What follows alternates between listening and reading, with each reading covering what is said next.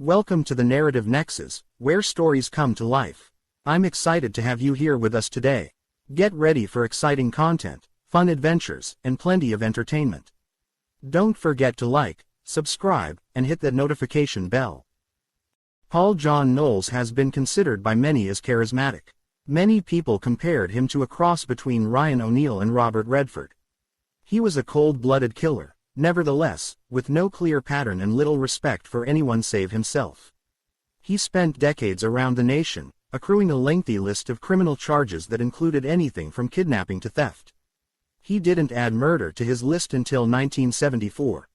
Prior to the crimes, Paul John Knowles began committing crimes at the age of 8, however they were merely small thefts at the time. He would also be detained at age 19 for abducting a police officer. And not long after his release, he began a pattern of brief jail terms, releases, and subsequent minor offenses that would put him back behind bars for the next 8 years. Early in 1974, Paul was incarcerated in Florida's Rayford Prison, which is now called the Florida State Prison.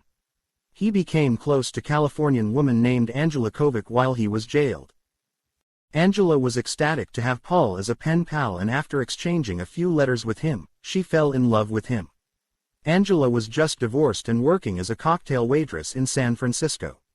She eventually hired him a lawyer, who was able to secure his release from prison. She then made arrangements for him to fly to San Francisco to wed her. But after meeting Paul in person, she decided to call off the nuptials. He allegedly exuded a fearful atmosphere that alarmed Angela. She recently saw her psychic, who informed her of a dangerous new man in her life. In addition to this feeling, she was able to send Paul on his way because of this, mixed with the aura. Paul killed 3 strangers that evening in San Francisco when his engagement was called off. The next day, he returned to Jacksonville, Florida, where he pulled a knife on a barman during a pub fight, landing him back in jail for a brief while. On July 26, 1974, he broke out of his cell by picking the lock. The cases of Casanova. Paul's first victim was 65-year-old Alice Curtis. She was a retired Jacksonville teacher who just so happened to be at home by herself the night Paul escaped from custody. Paul initially tried to burgle her house. He broke in, bound, and gagged the victim to keep her silent throughout the crime. It was ultimately found that she had choked on her own dentures, although it is unclear whether or not Paul was present at the time of her death. But there is no escaping the fact that he was to fault for her passing. Paul borrowed Alice's automobile to get away from the house, and a few hours later, when he was seeking for a place to leave the car, he came upon Lillian and Mylette Anderson, 2 little girls. The moment he realized the 2 girls could also recognize him, he immediately recognized them as family friends. Lillian, age 11, and Mylette, age 7, were taken hostage by him. He killed the 2 by strangling them, then threw their bodies into a marsh. Paul would travel from Florida to Connecticut over the following 2 months, leaving a trail of dead people in his wake. Due to his attractiveness, his murders would later come to be known as the Casanova murders.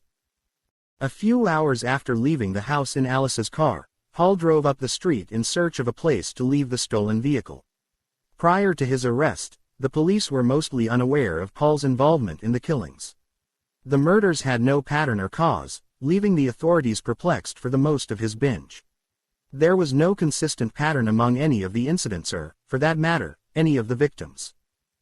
20 persons were discovered dead, of them 14 were women, 6 males, 3 children, and 3 elderly people. Some of the victims were shot, others were strangled, some were burglarized, while others were slain while camping or crossing the street. Still others appeared to have been killed without much care.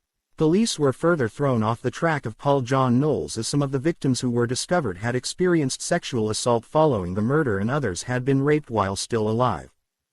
He committed murder in more than 6 different states, making it virtually impossible for law enforcement to set up a perimeter. Police were uncertain as to whether they were looking for a rapist, a killer, a man with a gun, an opportunist, or, even worse, all of the above. Police were only able to follow a solid lead provided by reporter Sandy Fox. Paul tried to meet Sandy in a hotel bar around 2 weeks prior to his detention. Sandy Fox traveled with Paul for 3 days, drunk and blissfully oblivious that the man seated next to her was the target of a multi-state manhunt.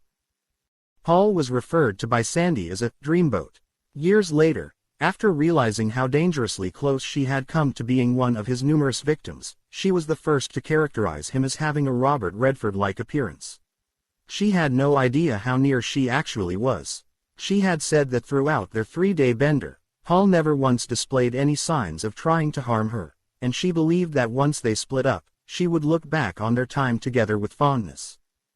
His retained. Charles Eugene Campbell, a Florida Highway Patrol trooper, noticed a car that matched the description of the one stolen from the most recent murder victim on November 17. Unaware that he had just surrounded the expert mass murderer, he continued to stop the car.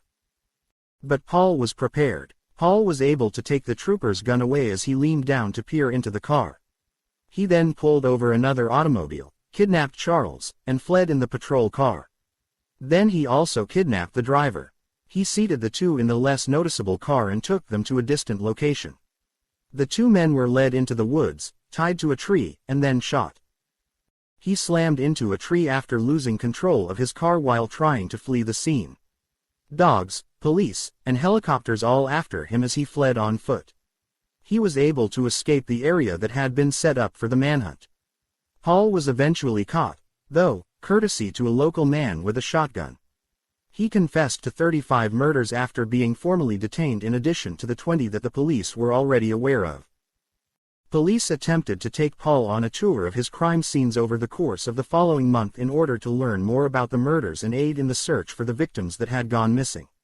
A month after his arrest, on December 18, Paul was being driven to Henry County, where Charles Campbell's revolver was supposedly abandoned, by Sheriff Earl Lee and Agent Ronnie Angel. Paul attempted to grab the sheriff's firearm by jumping him in the car while they were traveling. When the gun accidentally fired through the holster in the automobile, Agent Ronnie shot Paul 3 times, instantly killing him. Join us for this spine-chilling journey as we explore the mind of a relentless killer, a story that will keep you on the edge of your seat until the very end. Don't forget to hit that subscribe button and ring the bell, so you never miss an update on our true crime series. And that's a wrap for today's video. If you enjoyed it, make sure to give it a thumbs up and share it with your friends. Don't forget to subscribe to our channel and hit that notification bell so you never miss any of our future content. Thanks for watching, and we'll see you in the next video. Stay awesome.